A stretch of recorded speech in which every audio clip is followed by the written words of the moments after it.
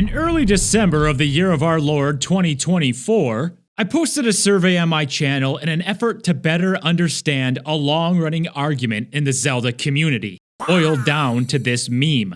After hundreds of responses, what I found is that, though at first glance this may feel accurate, your responses show otherwise. And strangely, since the release of the Era of the Wilds games, it's actually more inaccurate. But what does it all mean?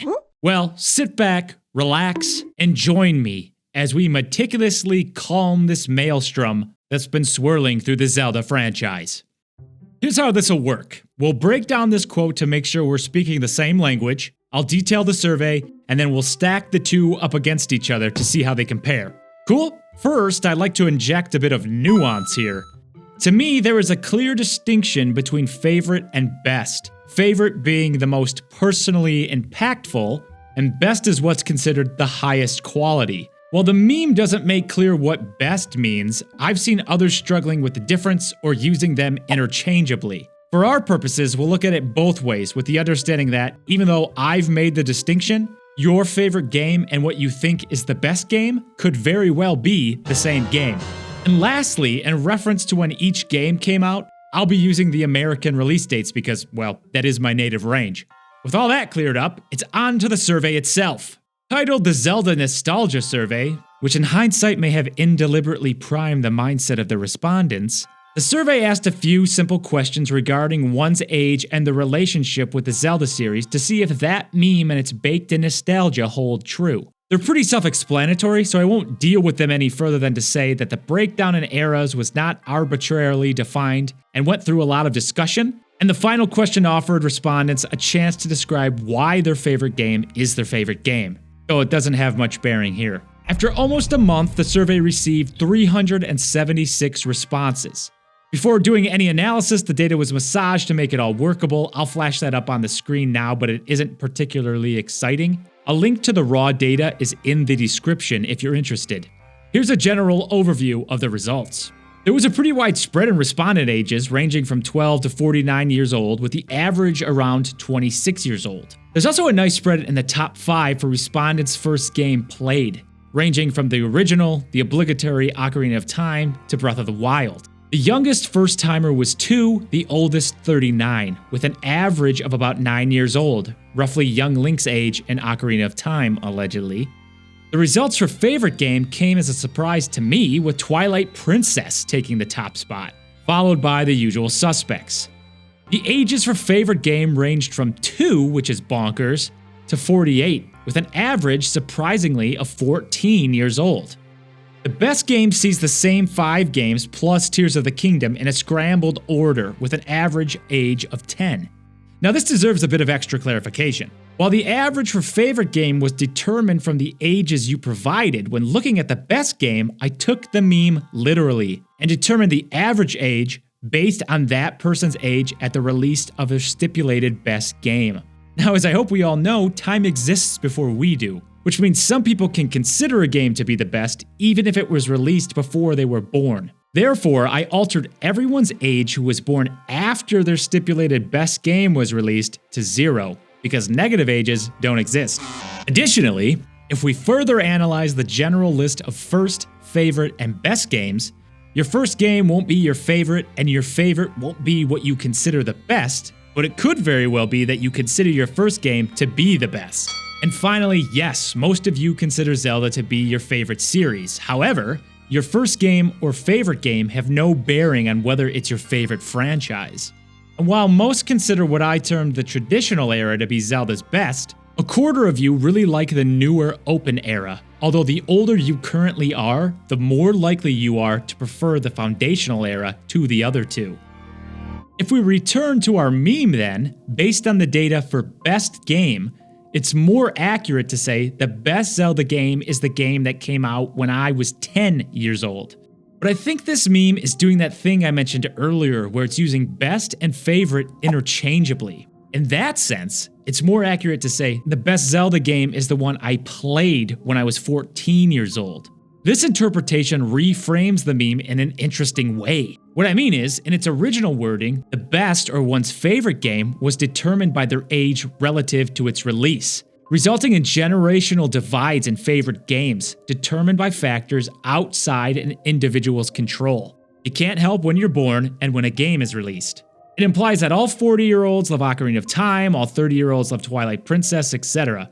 Instead, there's much more agency in the other interpretation, and allows for favorite games to be experienced by widely different people if experienced at the same age. A 40-year-old, a 30-year-old, and 20-year-old can all cite Majora's Mask as their favorite if they played it when they were 14, and may find that their reasoning for why it's their favorite is similar. Pardon my phrasing, but that's pretty fucking cool. But there's actually something strange going on here. If we look at the average age for the top 5 favorite games, we see they all hover around the 10 to 14 range, except in a continuation of breaking conventions, Breath of the Wild has an average age over 18. If we look at Tears of the Kingdom, that average is up to almost 21. If we remove those games from the total average, we see that the average age drops to 12 years old plus a few months. You're also more likely to prefer the open era if you played your first or favorite Zelda game at an older age. I haven't had much time to ponder why the Era of the Wilds games have driven up that average age, so I'm interested in hearing your thoughts in the comments. Even so, that doesn't significantly alter our conclusions. So here's the big takeaway. The data suggests, unlike our meme, that generally, the age at which you play a Zelda game is a bigger determining factor in whether or not it's your favorite than when it was released. And that age is somewhere between 12 and 14 years old. But before making some broader connections, I do want to note a few things.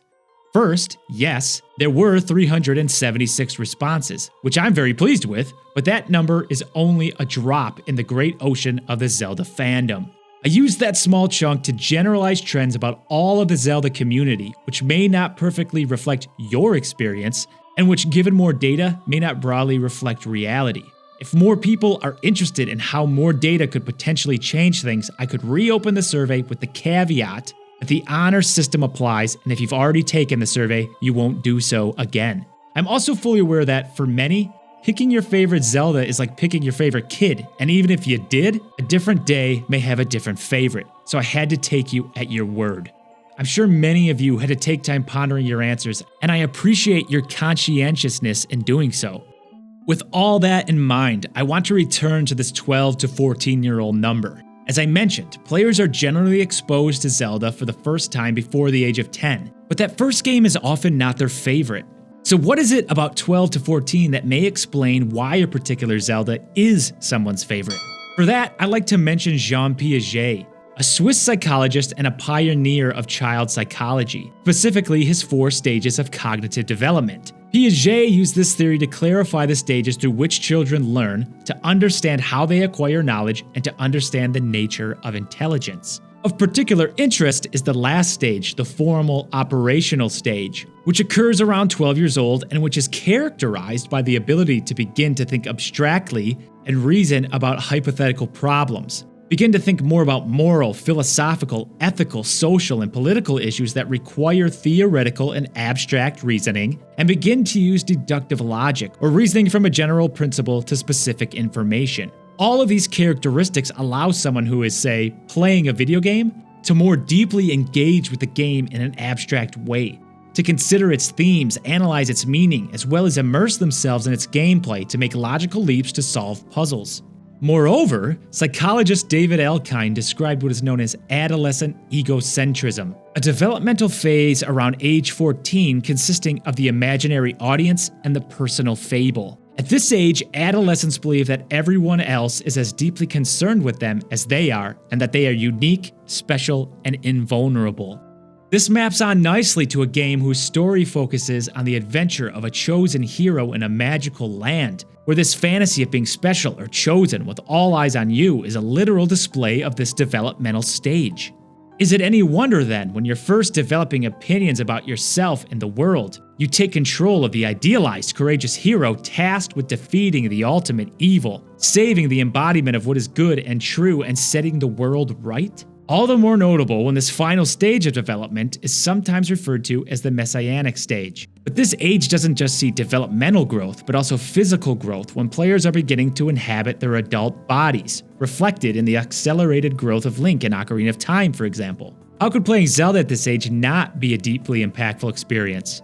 As far as nostalgia then, one's favorite game may not be the result of wishing to return to a happier, more innocent time, but may be more deeply connected to a time when someone was on the verge of becoming who they are, of discovering their worldview, of recognizing their inherent potential. In that case, arguments involving which Zelda game is best or which is one's favorite should not be tossed out offhandedly by the low-effort nostalgia card. Instead, knowing about someone's relationship to the Zelda franchise can be a deeper window into their personal history, a deeper window into an understanding of who they are, of the time they most meaningfully faced off against evil and won. As a final note, people choose their favorite Zelda games for wildly different reasons. But I like to think that when the power is turned off, a little bit of the spirit of the hero stays with them and makes its way into the other arenas of their life. A huge thank you to all of you who filled this survey out, and a special thank you to my fellow Zelda tubers who didn't just fill it out, but also shared it on their channels. The turnout and responses would have fallen woefully short without you. This video was a bit different, but if you like this more quantitative analysis of the Zelda franchise, let me know and we can try to do it again. Thanks everyone for watching.